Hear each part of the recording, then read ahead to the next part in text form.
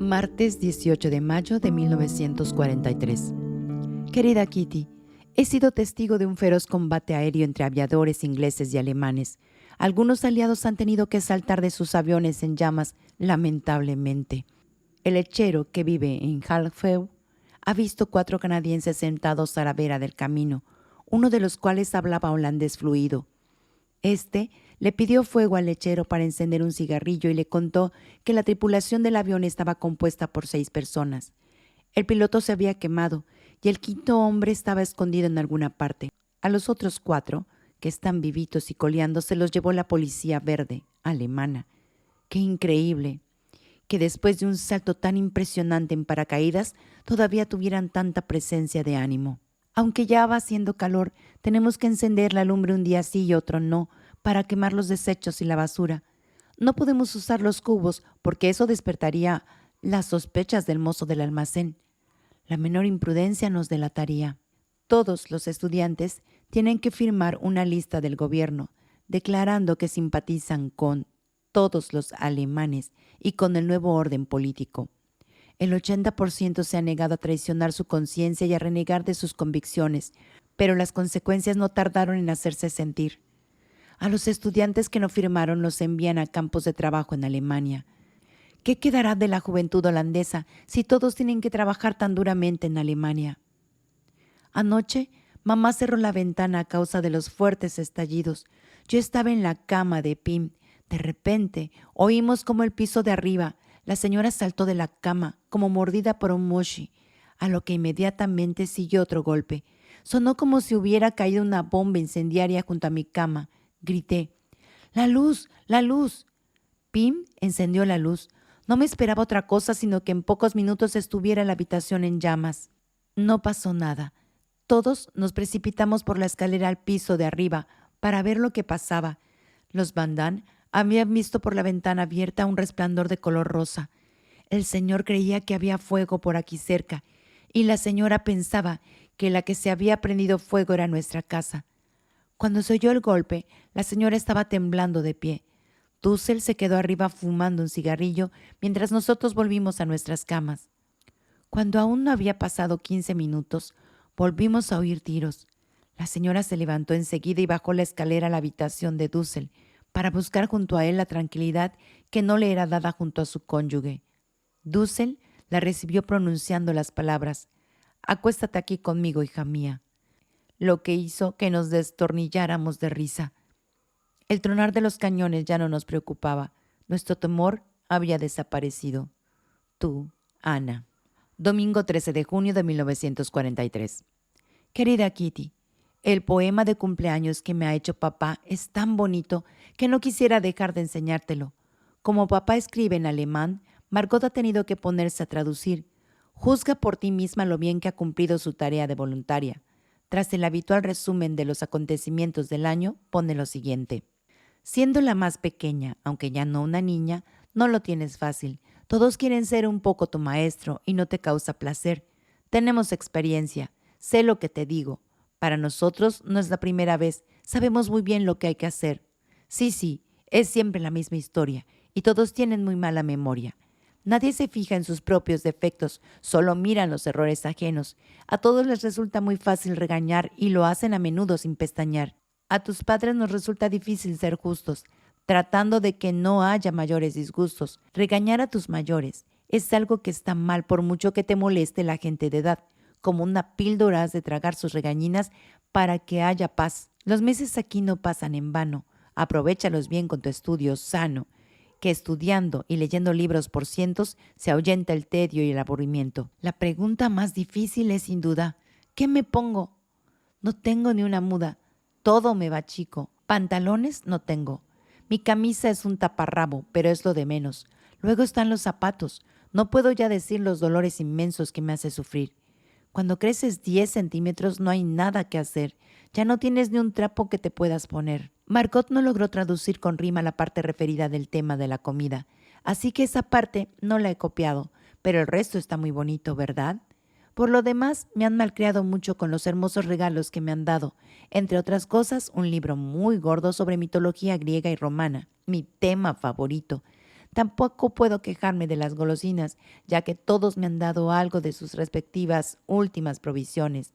Como Benjamina de la familia de Escondidos, me han mimado verdaderamente mucho más de lo que merezco. Tú, Ana. Martes 15 de junio de 1943. Querida Kitty, han pasado cantidad de cosas, pero muchas veces pienso que todas mis charlas poco interesantes te resultarán muy aburridas y que te alegrarás de no recibir tantas cartas. Por eso será mejor que te resuma brevemente las noticias. Al señor Boskuhill no lo han operado del estómago. Cuando lo tenían tumbado en la mesa de operaciones con el estómago abierto, los médicos vieron que tenía un cáncer mortal en un estado tan avanzado que ya no había nada que operar. Entonces le cerraron nuevamente el estómago. Le hicieron guardar cama durante 3 semanas y comer bien, y luego lo mandaron a casa.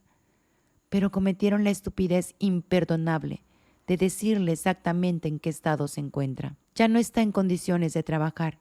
Está en casa rodeado de sus 8 hijos y cavila sobre la muerte que se avecina. Me da muchísima lástima y también me da mucha rabia no poder salir a la calle, porque si no, iría muchas veces a visitarlo para distraerlo. Para nosotros es una calamidad que el bueno de Boskuhill ya no esté en el almacén para informarnos sobre todo lo que pasa allí o todo lo que oye.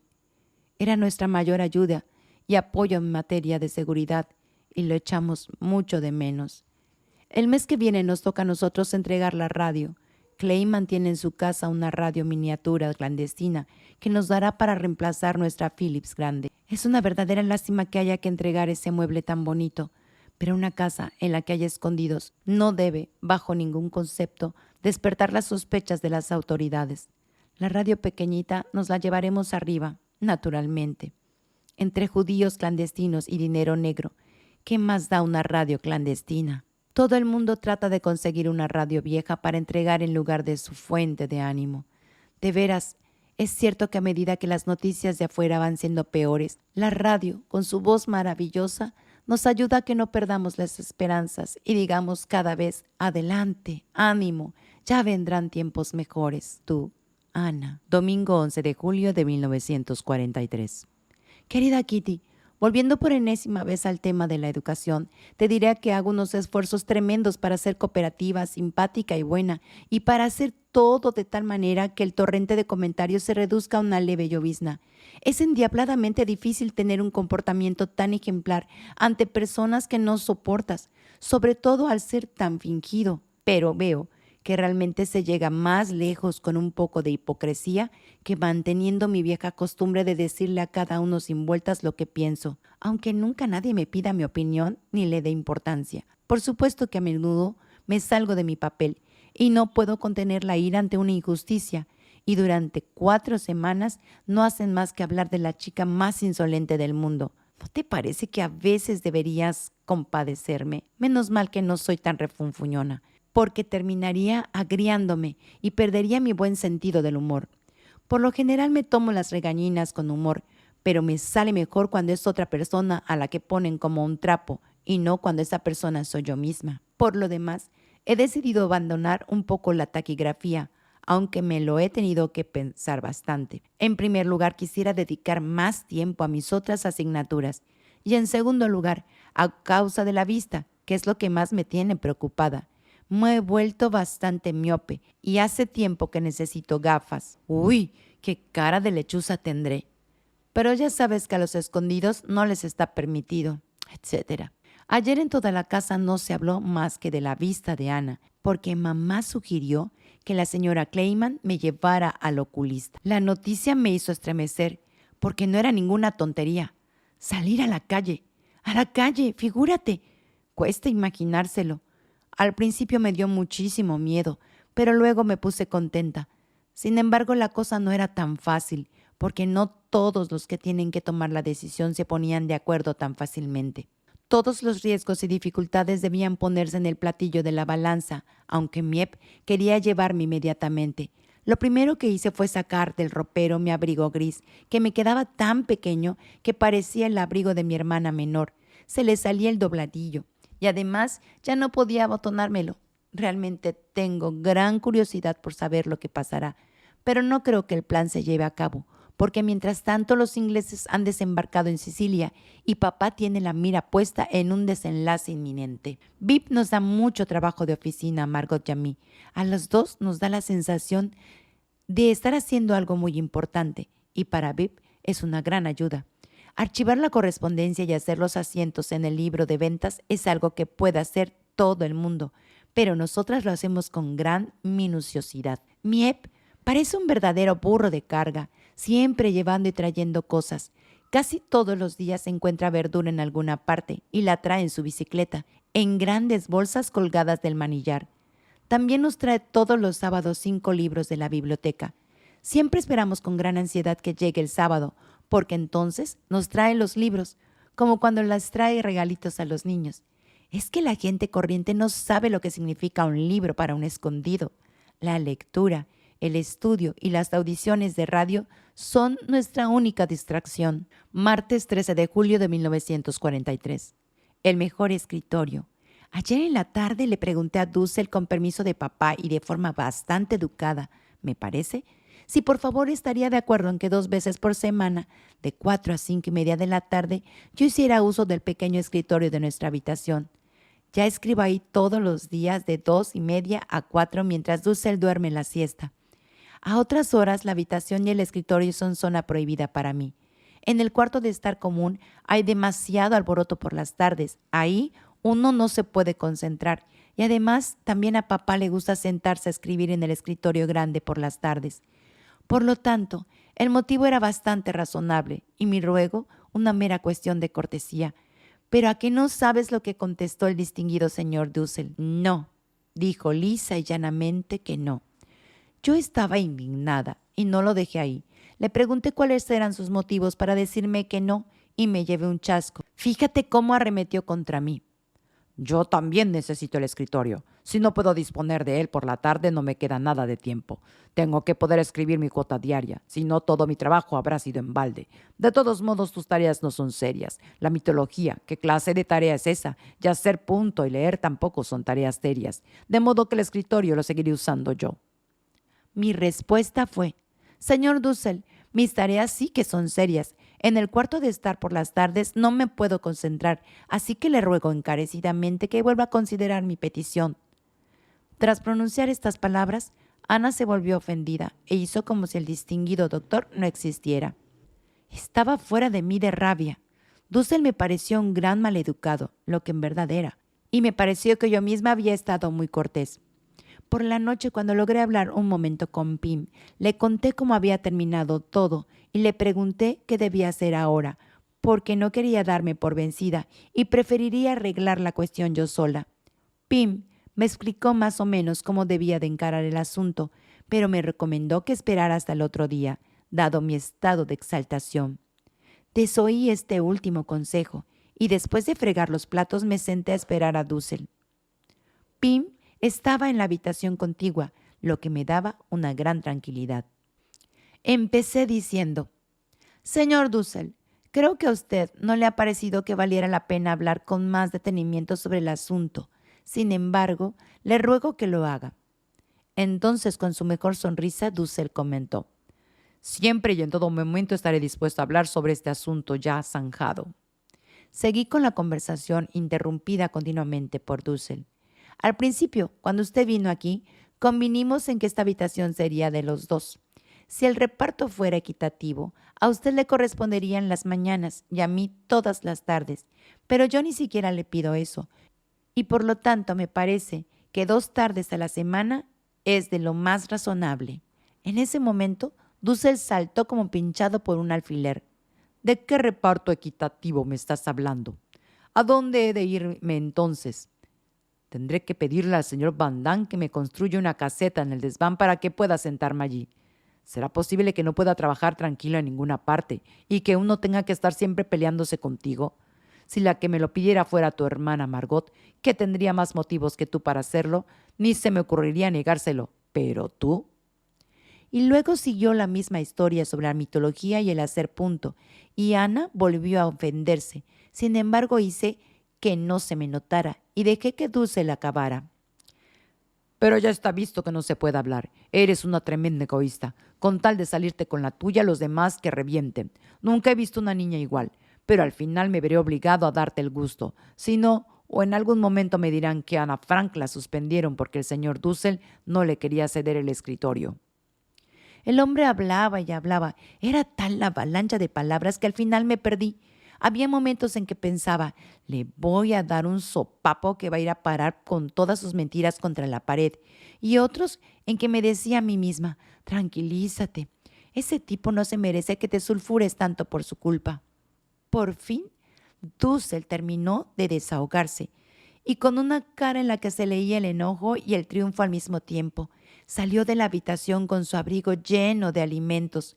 Corría a ver a papá y a contarle toda la historia, en la medida en que no la había oído ya. Pim decidió hablar con Dussel esa misma noche, y así fue. Estuvieron más de media hora hablando. Primero hablaron sobre si Ana debía disponer del escritorio o no. Papá le dijo que ella había hablado sobre el tema, pero que en aquella ocasión le había dado supuestamente la razón a Dussel para no dársela a una niña frente a un adulto, pero que tampoco en ese momento a papá le había parecido razonable.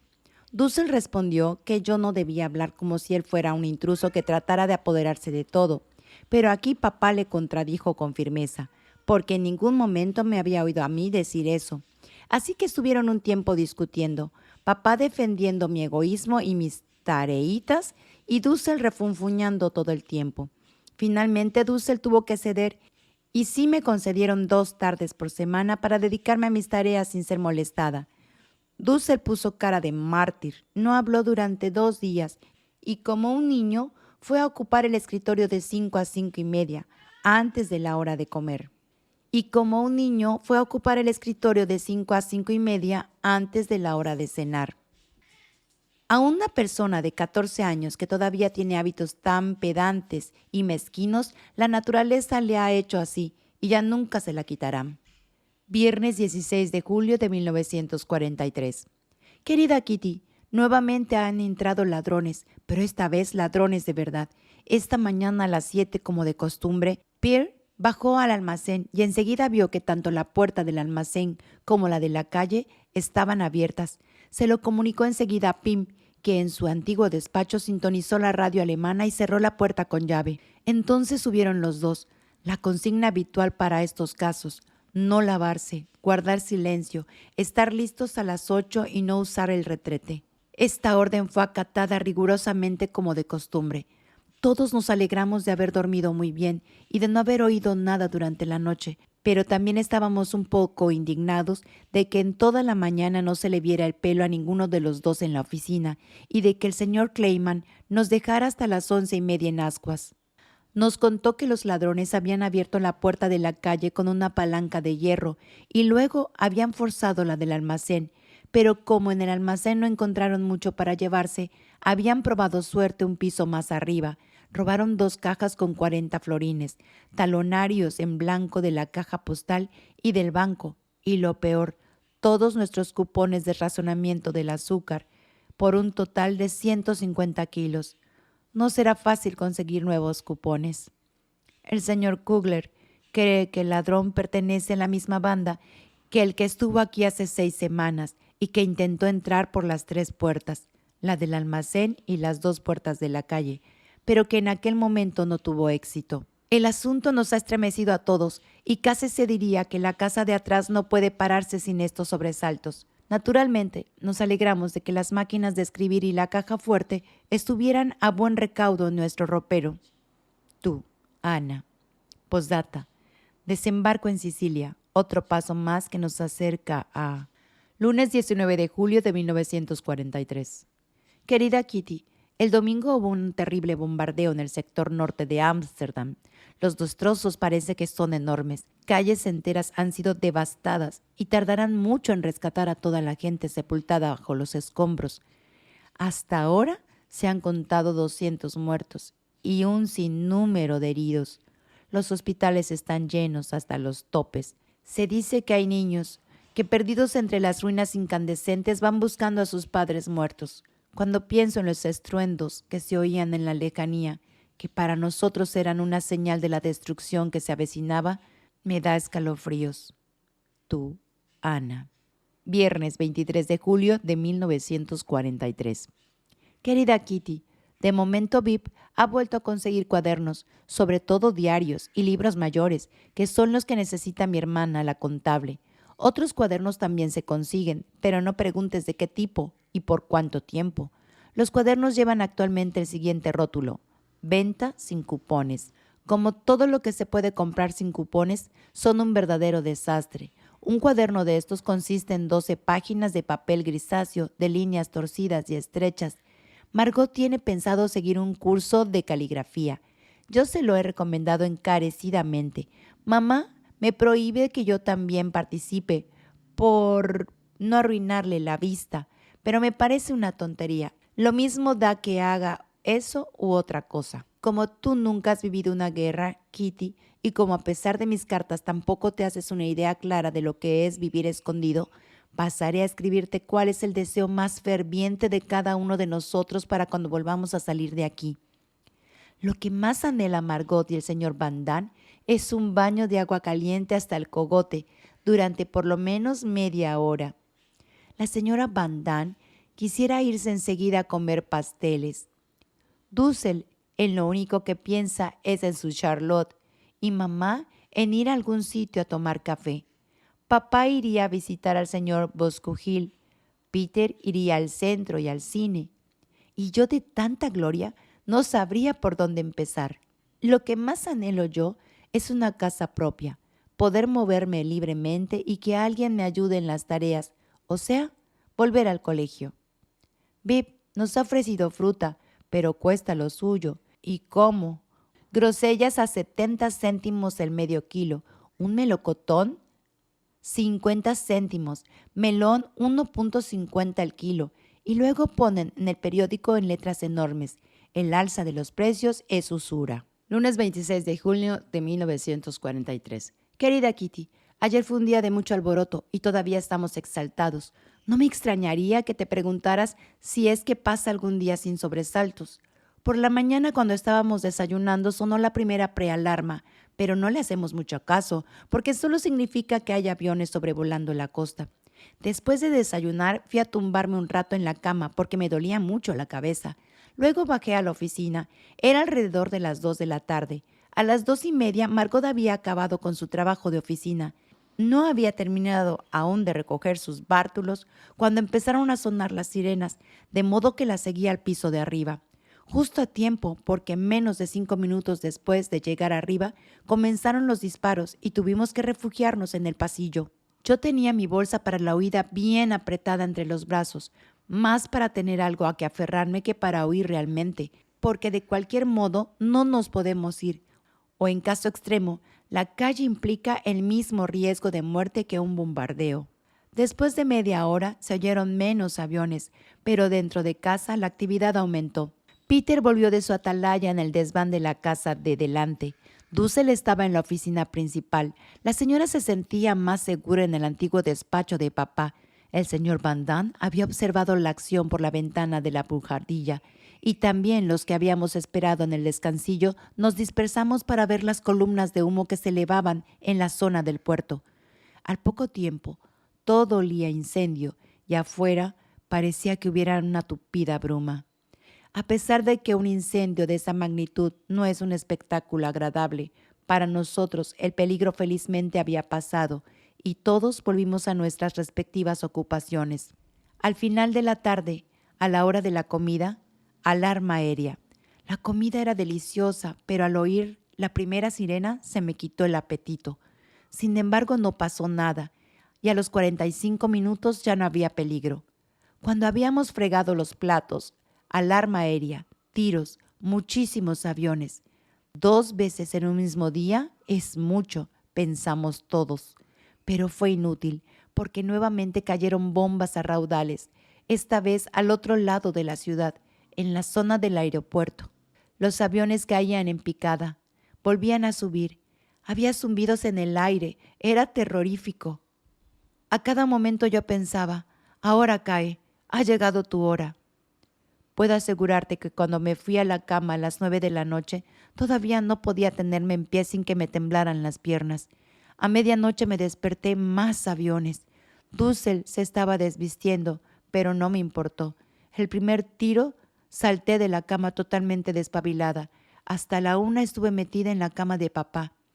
A la 1:30 vuelta a mi cama. A las 2 otra vez en la de papá. Y los aviones volaban y seguían volando. Por fin terminaron los tiros y me pude volver a casa. A las 2:30 me dormí. Las 7. Me desperté de un sobresalto y me quedé sentada en la cama.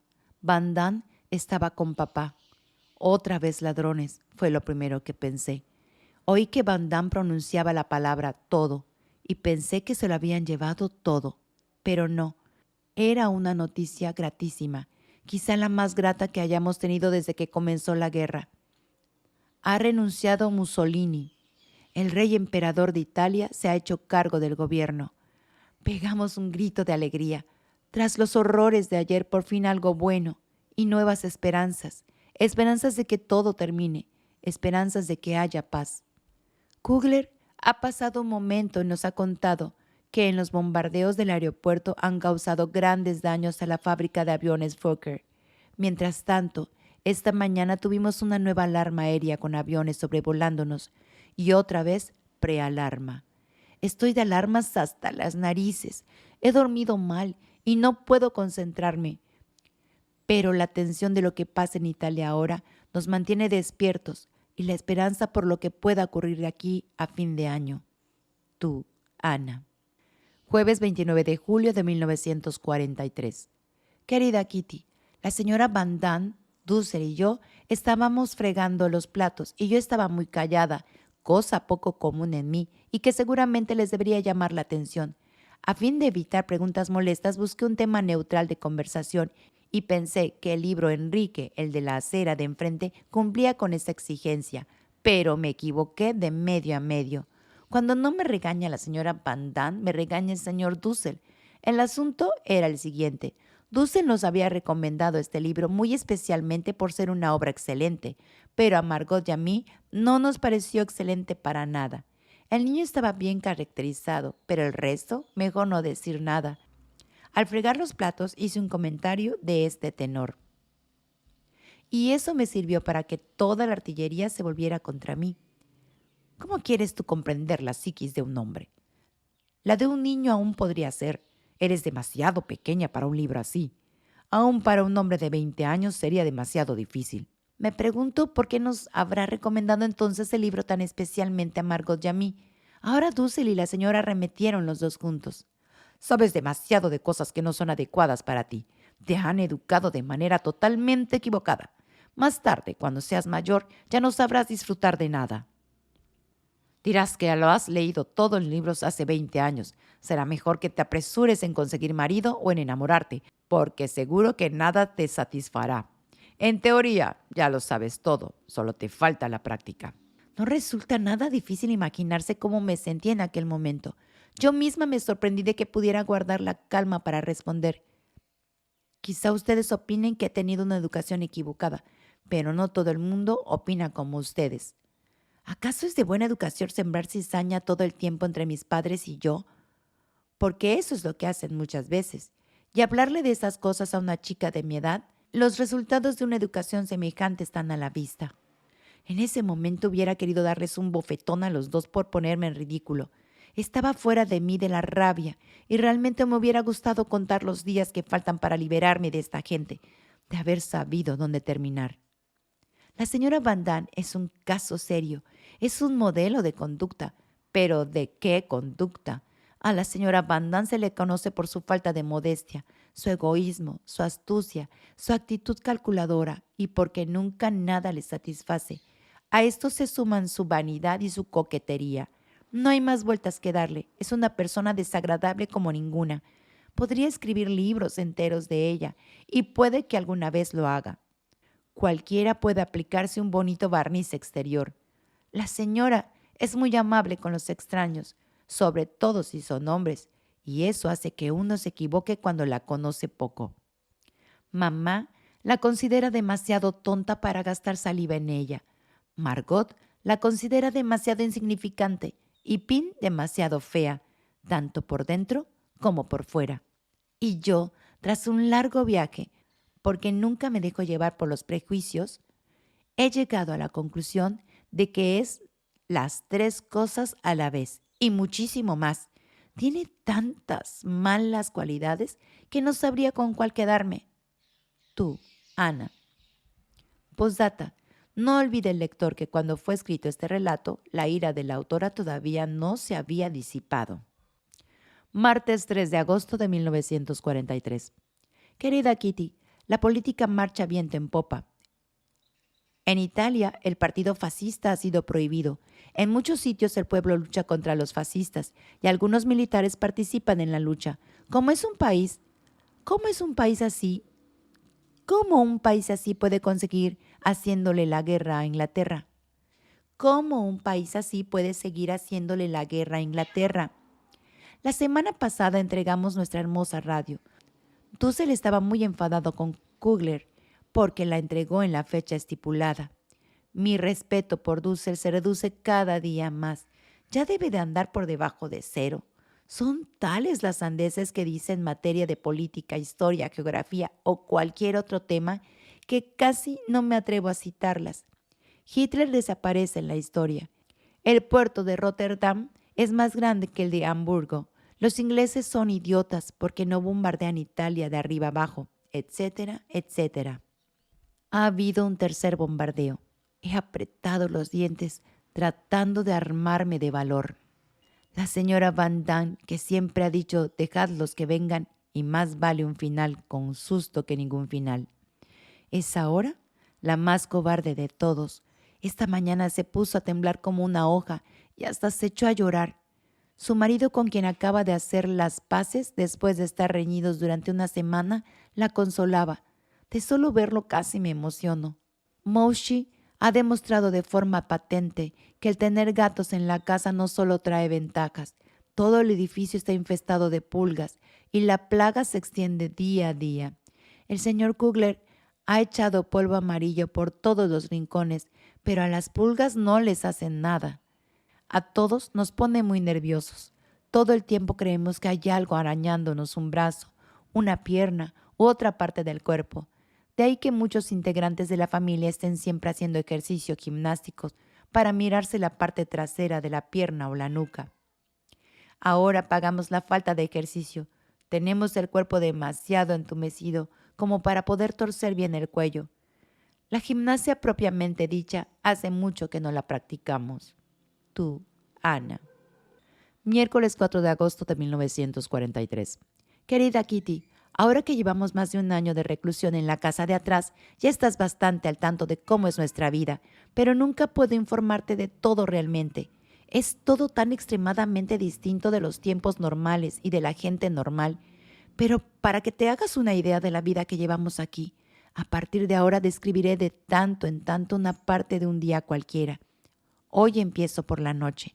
A las 9 de la noche comienza en la casa de atrás el ajetreo de la hora de acostarse, y te aseguro que siempre es un verdadero alboroto. Se apartan las sillas, se arman las camas, se extienden las mantas, y nada queda en el mismo estado que durante el día.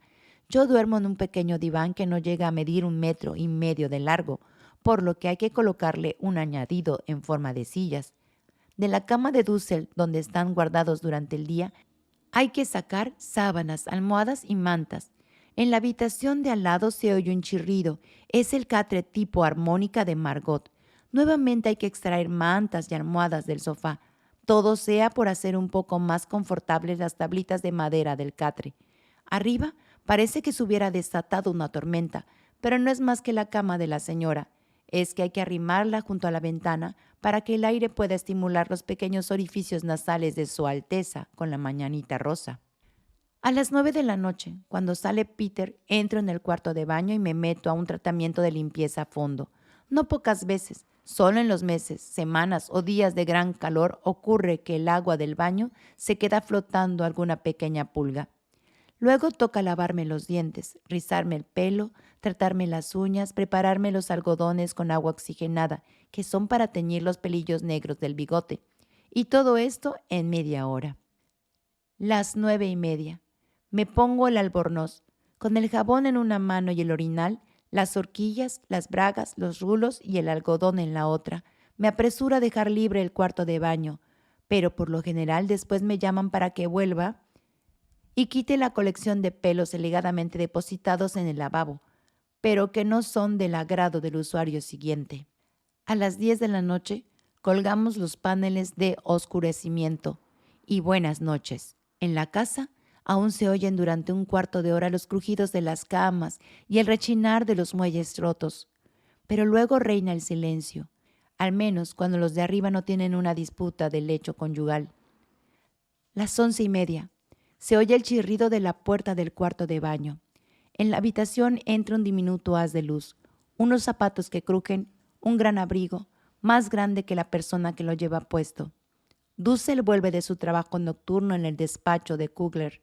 Durante 10 minutos se le oye arrastrar los pies, hacer ruido de papeles, son los alimentos que guarda, y hacer la cama. Luego, la figura vuelve a desaparecer y solo se oye venir a cada rato un ruidito sospechoso del lavabo. A eso de las 3 de la madrugada, debo levantarme para hacer aguas menores en la lata que guardo debajo de la cama y que para mayor seguridad está colocada encima de una esterilla de goma contra las posibles pérdidas. Cuando me encuentro en este trance, siempre contengo la respiración, porque en la latita se oye como el gorgoteo de un arroyo en la montaña. Luego devuelvo la lata a su sitio y la figura del camisón blanco que a Margot le arranca cada noche la exclamación: ¡ay, qué camisón tan indecente! Se mete de nuevo en la cama. Entonces alguien que yo sé permanece unos 15 minutos atenta a los ruidos de la noche. En primer lugar, a los que puedan venir de algún ladrón en los pisos de abajo. Luego, a los procedentes de las distintas camas de la habitación de arriba, la de al lado y la propia, de los que por lo general se puede deducir cómo está durmiendo cada uno de los convecinos, o si están pasando la noche medio desvelados. Esto último no es nada agradable, sobre todo cuando se trata de un miembro de la familia que responde al nombre de Dr. Dussel. Primero oigo un ruidito como de un pescado que se ahoga. El ruido se repite unas 10 veces y luego, con mucho aparato, pasa a humedecerse los labios, alternando con otros ruiditos, como si estuviera masticando, a lo que sigue innumerables vueltas en la cama y reacomodamientos de las almohadas. Luego hay 5 minutos de tranquilidad absoluta y toda la secuencia se repite 3 veces como mínimo, tras lo cual el doctor seguramente se habrá dormilado por un rato. También puede ocurrir que de noche, variando entre la 1 y las 4, se oigan disparos. Nunca soy realmente consciente hasta el momento en que, por costumbre, me veo de pie junto a la cama. A veces estoy tan metida en algún sueño que pienso en los verbos franceses irregulares o en las riñas de arriba. Cuando termino de pensar, me doy cuenta de que ha habido tiros, pero la mayoría de las veces paso como te he descrito arriba. Cojo rápidamente un pañuelo y una almohada, me pongo el albornoz, me calzo las zapatillas y voy corriendo donde papá, tal como lo describió Margot en el siguiente poema con motivo de mi cumpleaños. Por las noches, al primerísimo disparo, se oye una puerta crujir y aparecen un pañuelo, un cojín y una chiquilla. Una vez instalada en la cama grande, el mayor susto ya ha pasado, salvo cuando los tiros son muy fuertes.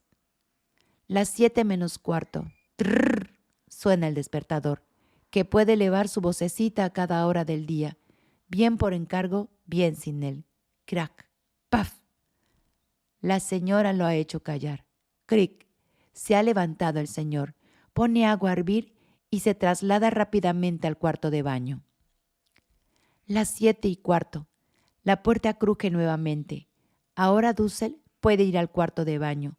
Una vez que estoy sola, quito los paneles de oscurecimiento y comienza un nuevo día en la casa de atrás. Tú, Ana.